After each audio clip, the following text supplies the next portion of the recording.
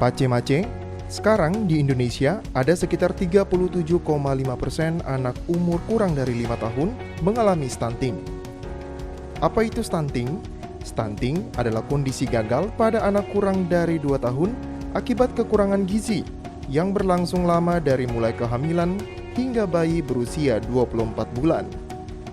Stunting bisa dialami oleh keluarga yang mampu dan keluarga yang kurang mampu dari segi sosial dan ekonomi.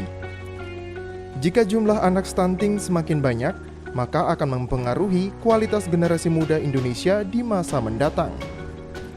Termasuk, Tong di Papua Barat juga memiliki anak stunting. Dan untuk menurunkan stunting sekaligus cegah supaya Tongpu anak yang akan lahir jangan kena stunting, maka tahun 2022, Tong fokus di beberapa distrik di Kabupaten Teluk Bintuni. Antara lain, Distrik Bintuni, Manimeri, Babo, Aroba, Arandai, Tomu, Sumuri, dan Distrik Wamesa. Gejala stunting baru dapat terlihat ketika balita, tetapi dapat dimulai sejak bayi masih dalam kandungan. Hal ini berhubungan erat dengan nutrisi ibu, yang ketika hamil kurang mengkonsumsi makanan bergizi, sehingga cenderung melahirkan anak dengan kondisi yang kurang gizi. Kemudian, saat lahir, bayi tidak mendapat ASI eksklusif dengan jumlah yang cukup dan seimbang ketika 6 bulan ke atas. Yang kedua adalah cara pemberian makanan yang tidak bervariasi dan tidak mengandung gizi seimbang. Kemudian yang ketiga adalah kebersihan lingkungan.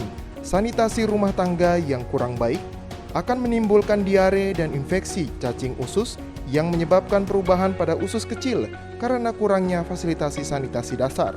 Pace-mace, mari Tong lihat ciri-ciri anak yang mengalami stunting. Yang pertama, tubuh lebih pendek dan berat badan lebih rendah dari anak seusianya. Yang kedua, usia 8-10 tahun, anak menjadi lebih pendiam dan tidak melakukan kontak mata. Yang ketiga, kesulitan belajar. Yang keempat, wajah kelihatan lebih muda dari anak seusianya. Yang kelima, jika besar, mudah mengalami kegemukan. Ada beberapa risiko kesehatan pada anak stunting. Yang pertama, otak kurang berkembang sehingga berbahaya untuk jangka waktu yang lama. Yang kedua, kemampuan belajar yang rendah. Yang ketiga, buruknya prestasi di sekolah. Yang keempat, kesulitan mendapat pekerjaan saat dewasa sehingga mengurangi pendapatan. Yang kelima, memiliki risiko yang besar untuk terkena penyakit kronis terkait gizi, seperti diabetes, hipertensi, dan obesitas, bahkan kematian dini. Yang keenam, stunting dapat menurun pada generasi berikutnya yang disebut siklus kekurangan gizi antar generasi. Yang ketujuh, ketika dewasa, wanita stunting memiliki risiko lebih besar mengalami komplikasi selama persalinan karena panggul mereka lebih kecil dan risiko melahirkan bayi yang berat badan sangat rendah. Pencegahan stunting dapat dicegah melalui intervensi gizi spesifik dan sensitif. Nah, BKKBN punya tugas untuk mencegah agar tidak terlahir bayi stunting di masa yang akan datang dengan cara: yang pertama, pendidikan kesehatan reproduksi bagi para remaja melalui PIK remaja dan mahasiswa, sehingga remaja menjadi generasi berencana yang dapat menghindari seks bebas dan menghindari pernikahan dini.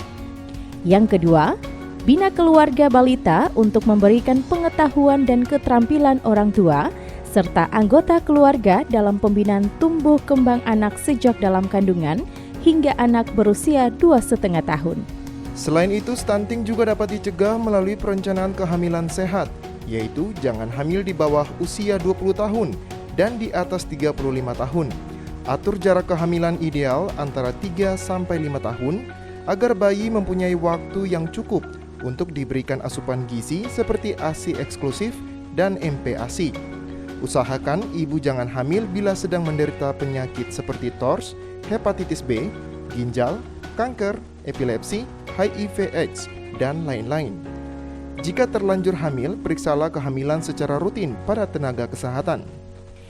Mari kita bersama cegah supaya tumpu anak yang akan lahir terkena stunting.